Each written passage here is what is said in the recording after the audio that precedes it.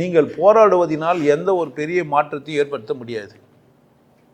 போராடுறதுனால ஏன் அப்போல்லாம் இங்கெல்லாம் போராடலையா, இவங்கெல்லாம் சும்மா தமாஸ் பண்ணுங்கிறானுங்க.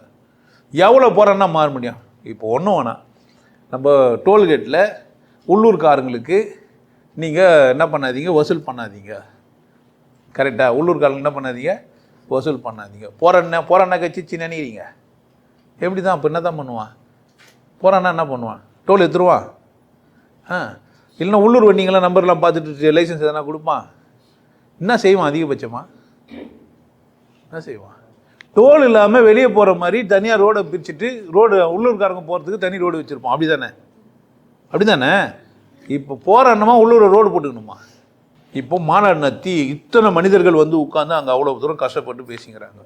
4 பேர் விட்டு போய் ஊருக்கு சாகடிங்களெல்லாம் எடுத்துருங்கடா, அடிச்சு விடுங்கன்னு சொல்லியிருந்தா எவ்வளோ நல்லா இருந்திருக்கான். அப்போ மனித சக்தி என்ன தான் செஞ்சானுங்க, என்ன பண்ணானுங்க? அங்கிள், ஸ்டாலின் அங்கிள் கேக்குதா?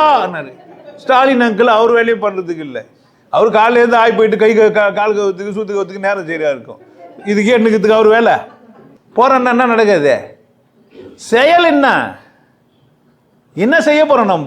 நம்ம ஒரு மனித சக்தி, ஒரு கூட்டம் இருக்குது, மனித ஆற்றல் நிறைய கிட்ட நம்ம கிட்ட இருக்குதுன்னா அதை வச்சு நான் என்ன செய்யணும்? நல்லா இருக்கிறதுக்கு என்ன செய்யணும்? எப்படி செய்யணும்? நாமெல்லாம் ஒரு கட்சியில் இருக்கிறோம், நம்ம கட்சி வாசலில் சுத்தமாக இருக்கணும், சாக்கடை இருக்கக்கூடாது. நம்ம வீட்டு எதிர என்ன பண்ணக்கூடாது, பைக்கெல்லாம் நிறுத்தக்கூடாது, அடுத்தவங்க ரோட்லாம் போவாங்க வருவாங்க, ஒழுக்கமாக இருக்கணும்னு எவனா சொன்னானா? எவனா அந்த கட்சியில் இருப்பானா? ஏன் இப்போ நானே கட்சி ஆரம்பிச்சுட்டு ரொம்ப போராடினுக்கிறேன். எத்தனை பேர் ஷேர் பண்ணுறான்னு நினைக்கிறேன்?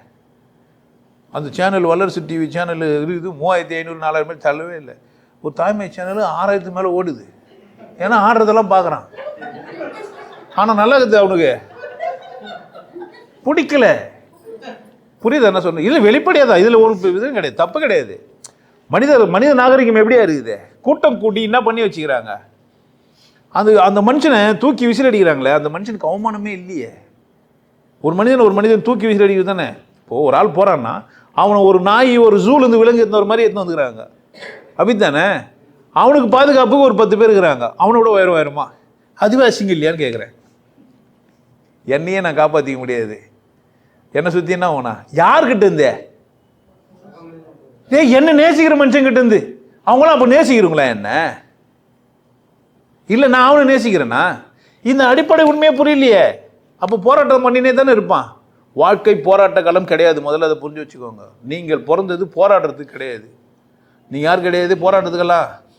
புரட்சி செய்ய போகுது.